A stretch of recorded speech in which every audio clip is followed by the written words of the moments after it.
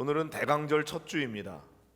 오늘부터 4주 동안을 강림절 혹은 대강절, 때로는 대림절, 여러 용어들로 부르는데 의미는 같습니다. 예수님의 탄생 혹은 예수님의 강림을 고대하며 기다리는 그런 절기라는 거죠.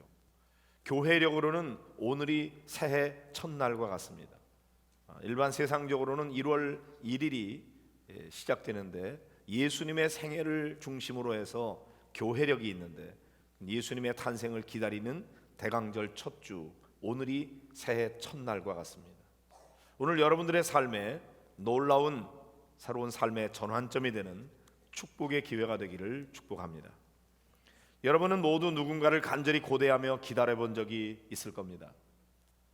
출장 간 아빠가 돌아오기를 간절히 기다리는 자녀들의 기다림이 있죠. 아빠가 오시면 집안이 가득 찬 것 같고, 또 그 아빠의 품에 안기기를 원하고, 또 기대하기는 아빠 손에 들려진 선물이 뭐가 있을지 그거 기대하면서 아빠가 오기를 간절히 고대하는 자녀들의 기다림이 있습니다. 군대 간 아들이 휴가 혹은 제대하기를 간절히 기다리는 어머니의 기다림이 있습니다. 이 추위에 국방의 의무를 감당하기 위해서 군에서 훈련받는 아들을 생각할 때, 또 내무반에서 공동체 생활하는 아들을 생각하면 어머니의 마음이 아주 쓰라리죠. 그러다가 언제 휴가 온다 그런다든지, 또는 이제 군대 생활 마치고 제대하는 날짜가 다가오게 될 때 엄마는 손꼽아서 하루하루 그 아들이 돌아오기를 간절히 기다리는 것입니다.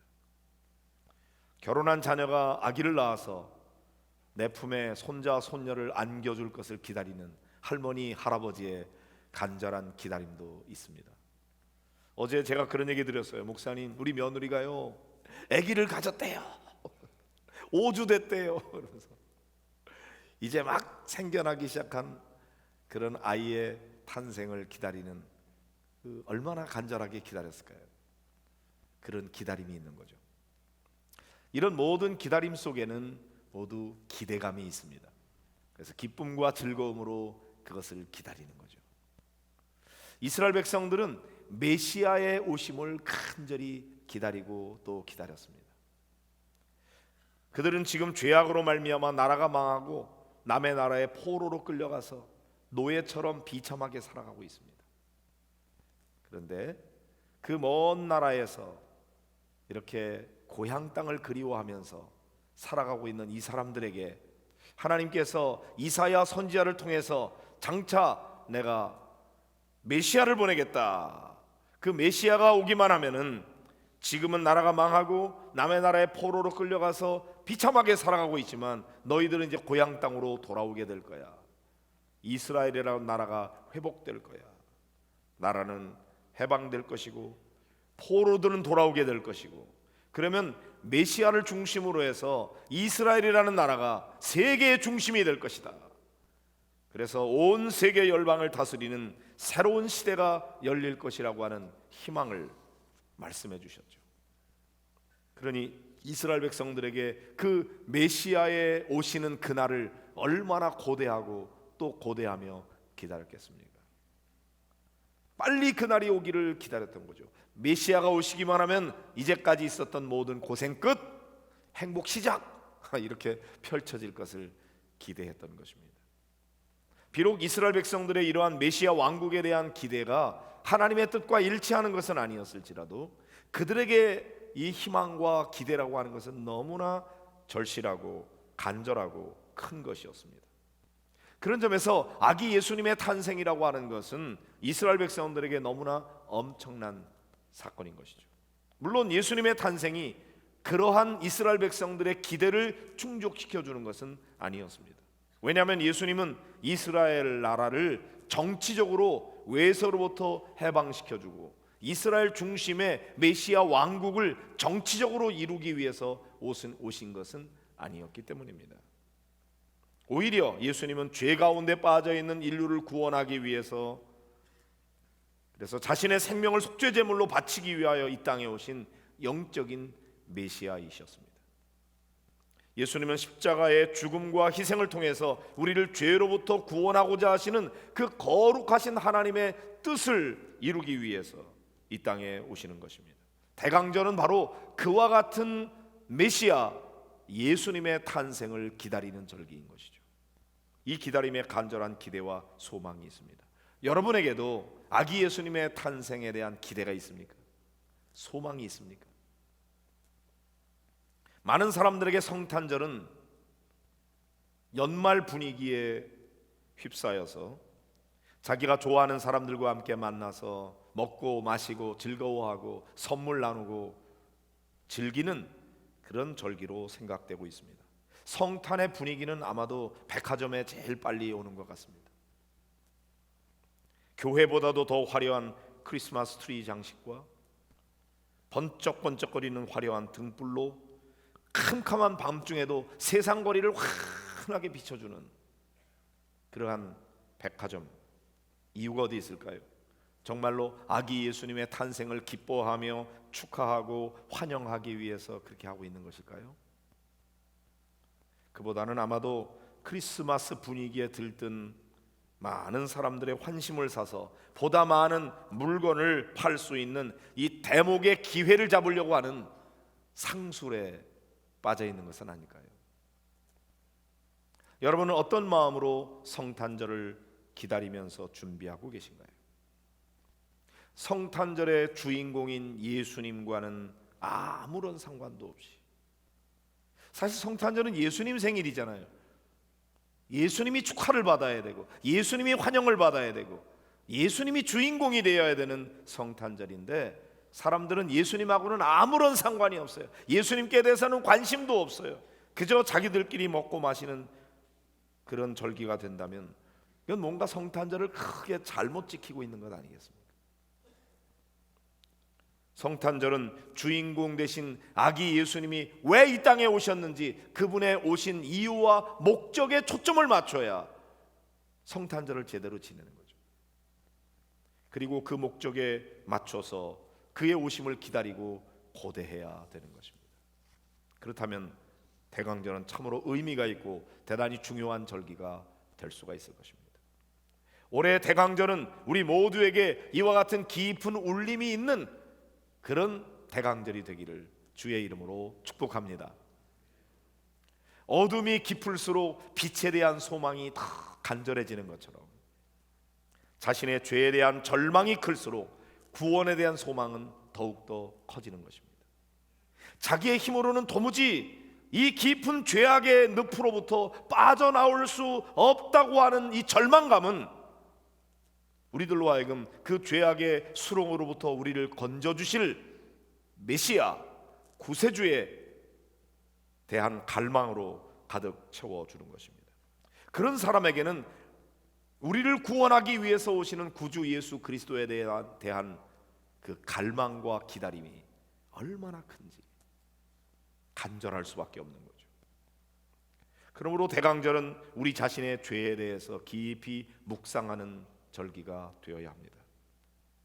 우리는 얼마나 하나님의 창조의 목적으로부터 우리가 벗어나 있는지, 우리가 얼마나 하나님의 뜻대로 살지 못하고 있는지, 우리의 죄가 얼마나 심각한지 이걸 깨달아야 돼요.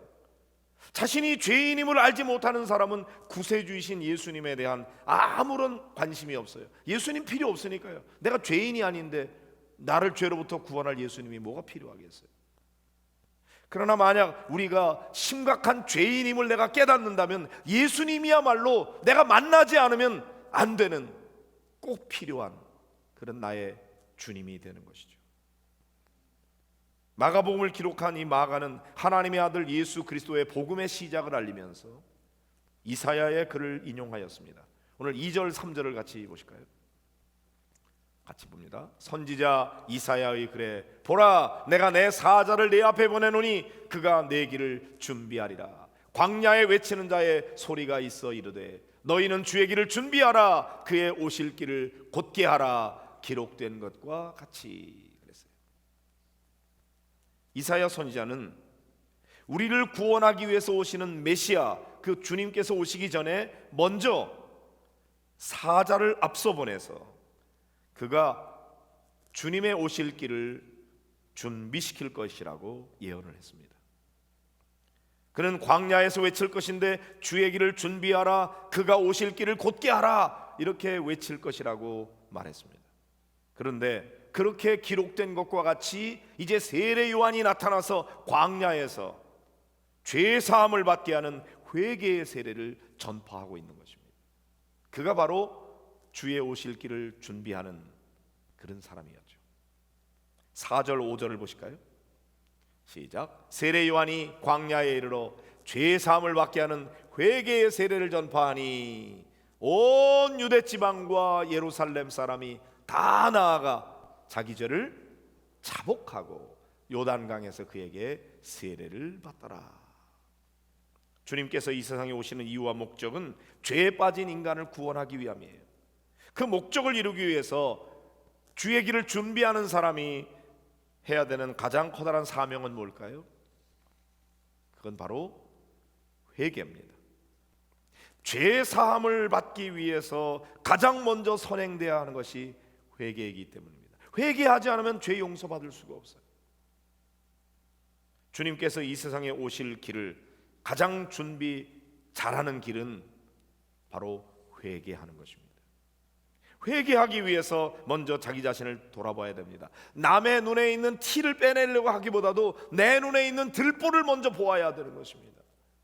자신의 죄와 잘못을 발견한 사람은 남의 잘못을 지적할 여유가 없어요. 우선 내 죄 때문에 괴로워하고, 내 죄 때문에 가슴 아파하고, 내 죄 때문에 눈물 흘리는 것입니다. 외부를 살피기보다도 내 마음의 내부를 살피는 일에 시간과 정열을 쏟게 되는 것이죠. 자신의 죄를 발견하고는 그 죄 때문에 슬퍼하고 뉘우치고 회개하게 되는 거죠. 그런데 우리는 회개를 잃어버린 지 오래된 것 같습니다. 여러분 한번 생각해 보세요. 여러분은 언제 정말 진실로 하나님 앞에 눈물로 통곡하며 회개해 보셨나요? 요 근래에 그렇게 회개해 본 적이 있으신가요? 아니면 그렇게 회개한 것은 아주 옛날, 먼 옛날, 까마득한 옛날 이야기가 돼버리고 말지는 않았는지. 아니 옛날에 한번 회개하면 됐지 뭐 계속 회개해야 될 게 뭐가 있어, 그렇게 생각되시나요? 회개는 죄를 깨달을 때마다 회개하고 죄 용서를 받아야 되는데 왜 우리는 회개가 잘 안 될까요? 그것은 아마도 자신의 죄를 깨닫지 못하기 때문일 겁니다. 우리의 삶에서 큰 문제 중에 하나는 자신의 죄를 알지 못한다는 데 있습니다. 우리 삶에 문제가 많이 있는데 뭐가 문제인지 모르는 거예요. 문제의 심각성을 깨닫지 못하는 거예요. 그게 문제예요. 질병 중에 암이라고 하는 건 참으로 무서운 병입니다. 왜냐하면 암에 걸리면 그 병을 치료하는 과정 속에 많은 고통을 겪게 되고 결국 죽음에 이르는 경우가 많기 때문입니다. 다행히도 초기에 발견해서 치료하면은 지금 의학의 발달로 인해서 암도 많이 정복되지만 그러나 초기에 발견하기가 너무 어려워요. 이 암이라는 병은 상당히 많이 진전될 때까지는 잘 발견되지 않는 병입니다. 이미 돌이킬 수 없는 정도로 많이 진전될 때까지는 그런 병이 자라고 있는 것을 자각할 수 없을 만큼 이 암은 들어와서 잠복하고 있어요. 고통도 주지 않아요. 무슨 자각 증세가 없어요. 그런데 조금씩 자라요. 그러니까 암을 가지고 있는데도 불구하고 자기가 암에 걸린지도 모르고 착각하고 괜찮은 줄로 알고 그렇게 살다가 암을 다 키워놓는 거예요. 나중에 병원에 가서 암인 줄 알게 되면 거의 대부분은 이미 7년 8년 세월이 지나고 이제 때가 늦은 경우가 많이 있어요. 그렇기 때문에 무서운 병인 거죠. 그런데 우리의 죄도 꼭 암과 같지 않은가 그런 생각이 들어요. 자신의 죄는 심각해지고 있는데 정작 자기 자신은 느끼지 못하는 거예요. 계속 잘못되어 가고 있는데도 불구하고 자기의 죄를 깨닫지 못합니다. 그러다 누군가 당신 그러면 안 돼, 그리고 죄를 회개하라고 그러면은 빨리 깨닫고 자기 자신을 돌이키고 회개하기보다는 버럭 화를 냅니다. 내가 무슨 큰 죄를 지었다고 왜 자꾸 나만 가지고 그러느냐고. 사람들 다 그러는데 뭐 그까짓 거 가지고 그러느냐고. 그냥 덮어버리려고 해요. 그러니까 어떻게 돼요? 그 죄가 자꾸 더 자라요. 더 심각해져요. 해결이 안 되는 것입니다. 본인은 자꾸 다른 사람 탓해요. 이건 내 잘못이 아니야. 난 부모를 잘못 만나서 그래. 아니야, 이 나라 이끌어가는 정치 지도자들이 잘못해서 그래. 우리 회사 회장이 잘못해서 그래. 나 때문 아니야. 전부 다 남에게 변명하고 핑계대고 책임 전가하고. 내 문제는 없어요. 내가 책임질 건 없어요. 다 남 때문이야. 내가 억울해. 난 잘못한 것 없어. 그래서 해결이 안 되는 거예요. 우리는 어떻게 하면 좋을까요? 자신의 죄를 깊이 깨닫고 회개해야 돼요. 그런데 자신의 죄를 깨닫지 못하는데 어떻게 해요? 먼저 하나님 앞에 하나님 내 죄를 깨닫게 해주세요. 기도해야 됩니다. 왜냐하면 다른 사람이 지적해서는 그게 옳아도 내가 그걸 깨닫고 인정하고 회개하기가 어려워요. 그래서 하나님 앞에 기도해야 됩니다. 하나님, 내 죄를 깨닫게 해주십시오. 내 죄를 보게 해주세요. 내 죄가 얼마나 심각한지를 알게 해주세요. 하나님의 말씀의 거울 앞에 자기 자신을 비춰보고 죄라고 하는 암이 자라나고 있는지를 발견해야 됩니다. 성령 하나님 앞에 엎드릴 때 하나님께서 우리의 실체를 보여주십니다. 우리가 얼마나 더럽고 추악하고 부패하여 냄새나는 존재인지를 깨달아 알게 해주십니다. 성령님이 우리에게 깨닫게 해주시지 않으면 우리는 이만하면 되잖아, 나같이만 살면 되지, 뭐 세상에 다른 사람들이 문제지 내가 뭐가 문제야. 내가 완전하지는 않지만 그 정도는 누구든지 괜찮은 거 아니야. 자기 자신에 대해서 너무나 너그럽고 자기의 죄를 알지 못하니까 나는 회개할 게 없는 거예요. 난 열심히 사는데 뭐 이만큼 살면 되지, 신앙생활도 이만큼 하면 되지, 뭐가 문제야. 그래서 개선이 안 되는 겁니다. 정말 하나님 앞에서 내가 얼마나 더럽고 추악한 죄인인지를 깨닫는 것은 성령님이 조명해 주셔야만 알게 돼요. 세상에 나 같은 죄인이 없는 거예요. 내가 문제야, 내가 문제. 나는 이거 어떻게 하면 좋은가? 그리고 그것 때문에 괴로워하고 눈물 흘리고 통곡하고 그러면서 하나님 앞에 죄를 자백하고 회개해야 거듭나고 새로워질 수가 있는 거죠. 회개는 지정의 전인격적으로 해야 돼요. 먼저 깨달아야 돼요. 아, 이게 죄구나, 내가 문제였구나. 그걸 먼저 머리로 알아야 돼요. 그 다음엔 가슴으로 뉘우쳐야 돼요. 내가 왜 그랬지, 내가 이 문제구나. 그리고 그것 때문에 눈물 흘리고 뉘우치고 자백하고, 그리고는 의지적으로 결단하고 죄에서 돌이켜야 돼요. 빨리 그 죄의 장소에서부터 벗어나야 돼요. 이렇게 전인격적인 회개가 이루어지게 될 때 어떻게 하십니까? 자비로운 하나님께서는 우리의 죄가 아무리 깊을지라도, 아무리 심각하고 더럽고 추악해서 내가 나를 용서할 수 없을 만큼 내가 더러운 존재일지라도 하나님이 우리의 죄를 용서하지 못할 죄는 없는 것입니다. 깨끗하게 용서해 주시고 씻어주시고 정결케 하시고 우리를 온전하게 회복시켜 주시는 것입니다. 그렇기 때문에 죄를 회개하고 용서받은 자의 기쁨은 다른 어떤 것과 비교할 수 없는 영적인 기쁨이 충만하게 되는 거예요. 그런데 우리는 죄의 문제를 해결하지 아니하고 자꾸만 더 복 받으려고 그러고 더 높은 자리에 올라가려고 그러고 남들보다도 더 떵떵거리면서 사는 것에 대한 관심이 너무나 많아요. 죄를 해결하지 아니하고 아무리 부유해져봤자 그건 허탈한 것입니다. 그런데 우리는 회개에 대한 관심은 없고 자꾸 복 달라고 그래요. 진짜 복이 뭐예요? 죄 용서받는 게 진짜 복이에요. 날개를 단 새처럼 가볍게 창공을 날아다닐 수 있는 그런 은혜 가운데 살아가는 것이 진짜 복인데, 그거는 우리는 관심도 없고 예수님에 대해서는 관심도 없고 내가 잘 먹고 잘 사는 것에 대해서만 자꾸 예수님을 수단으로 삼고 그렇게 이용해 먹으려고만 하니까 교회에 나오기는 나오는데 기쁨이 없는 거예요.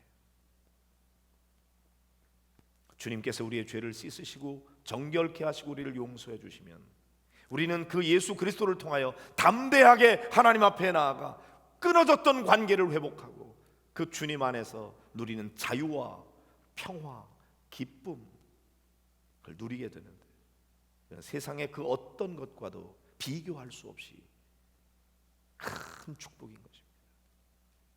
오늘 본문에 보면 세례 요한의 회개의 세례를 전파할 때에 온 유대 지방과 예루살렘 사람이 다 나아가서 뭐라 그랬어요?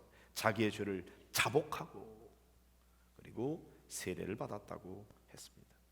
마가는 이 세례 요한이야말로 주의 길을 준비하라고 하는 말씀에 쓰임 받는 선지자요. 그 뒤에 이제 주인공 메시아 주님께서 오실 것을 증언하고 있습니다. 세례 요한은 분명히 고백합니다. 나는 내 뒤에 오실 그 주님이 아닙니다. 나는 그 앞에서 그저 길을 준비할 뿐입니다. 내 뒤에 오시는 분은 얼마나 위대하신지 나는 그의 신발끈을 풀기도 감당할 수 없습니다. 그렇게 자기 자신을 고백하면서 나는 물로 세례를 베풀지만 내 뒤에 오시는 그 주님은 성령으로 세례를 베푸실 것입니다. 이렇게 주님을 소개하고 있는 것입니다. 우리의 구원을 위해서 오시는 예수님은 어떤 분이십니까? 성령으로 세례를 베푸시는 분이죠. 여러분들은 오늘부터 시작되는 대강절을 어떻게 보내야 되겠습니까? 그저 아무 생각 없이 이제 연말 되니까 크리스마스 다가오니까 어떻게 즐기면서 이 크리스마스를 재밌게 보낼까? 그런 데 대한 관심보다도 가장 대강절을 잘 보내는 비결은 내 죄를 발견하고 회개하고 복음을 믿고 세례를 받는 것입니다. 세례. 물 세례가 뭐예요? 죄를 용서받은 그런 은혜를 체험하는 것이죠. 그런데 예수님께서 오시면 죄를 용서해 주시는 물 세례만 아니라 성령 세례도 베풀어 주겠다고 하셨어요. 죄를 용서받은 자들에게 성령의 은혜를 부어 주신다고 그랬어요. 성령 세례 받으면 어떻게 됩니까? 내가 구원받은 하나님의 자녀라는 확신을 얻게 되고 죄와 싸워서 이길 수 있는 능력을 얻게 되는 것입니다. 계속 죄 가운데 살아가는 것이 아니라 죄와 싸워 이기는 삶을 사는 거죠. 하나님의 자녀로서의 특권을 가지고 이 땅에 살지만 하나님 나라 백성으로서 그렇게 살아가는 축복을 경험하게 되는 거죠. 이 더 깊은 생명의 삶이 있는데도 불구하고 그것을 알지 못한 채 믿지 않는 사람들과 똑같이 그런 것들만을 추구하면서 그렇게 살아가고 있다면 교회를 많이 다녔어도 가장 중요한 핵심 중의 핵심인 복음을 알지 못하고 살아가는 게 되는 겁니다. 대강절 첫날입니다. 아기 예수님이 왜 이 땅에 오시는가? 나를 죄로부터 구속하고 구원하기 위해서, 하나님의 나라를 경험하도록 하기 위해서 주님이 우리에게 오십니다. 성탄절이 100번 1000번 이 땅에 와도 내 안에 그 주님이 오셔서 나의 삶의 주인이 되지 않으면 성탄절은 나하고 아무런 상관이 없는, 이번 성탄절은 예수님을 여러분 심령의 주인으로 모시고 그분이 내 삶을 통치하고 다스리는 그런 주인이 되셔서, 그래서 내 삶에 놀라운 변화가 일어나는 그런 축복의 기회가 되기를 주의 이름으로 축원합니다. 여러분 모두가 여러분 일생에 있어서 정말 위대한 변화의 계기를 이번 성탄절을 기해서 가질 수 있도록 대강절 여러분이 잘 보내셔야 됩니다. 어떻게 해요? 하나님 앞에 기도하는 거예요. 내 죄를 알게 해주세요. 그리고 말씀의 거울 앞에 서는 거예요. 그 말씀 앞에서 내 자신이 얼마나 비뚤어지고 부패하고 냄새나는 존재인지, 그리고는 성령의 놀라운 은혜로 고침받는 거예요. 치유되는 거예요. 회복되는 거예요. 그래서 예수님이 내 삶의 주인임을 고백하면서 주님과 함께 자유한 삶을 사는, 기뻐 뛰며 춤추며 이런 삶이 있었구나.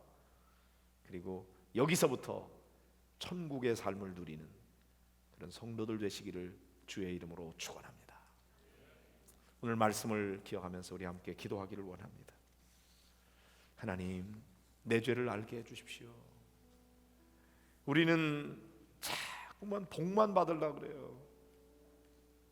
내 문제만 해결하려고 그래요. 좋은 대학 가고 좋은 직장 가고 돈 많이 벌고 떵떵거리면서 살아가는 데 대한 관심은 많은데 성탄절이 다가와도 예수님에 대한 관심은 하나도, 나 혼자 잘 먹고 잘 사는 데만 관심이 있어요. 그러다 보니 만족이 없어요. 기쁨이 없어요.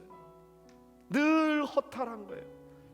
이미 많은 것을 가지고 있는데도 불구하고 감사할 줄 모르고 하나님의 은혜 안에서 누리는 자유와 기쁨, 평화를 다 잃어버렸어요. 어떻게 가능합니까? 죄를 깨달아야 돼요. 회개해야 돼요. 성령님 내게 오셔서 내 죄를 알게 해주세요. 그리고 나로 하여금 회개의 영으로 임하셔서 나로 하여금 회개하게 하시고 새롭게 해주세요. 하나님의 자녀로서의 확신을 갖게 하시고 이제는 죄와 싸워 이기는 삶을 살게 해주십시오. 간절한 마음으로 이 시간 같이 기도하겠습니다.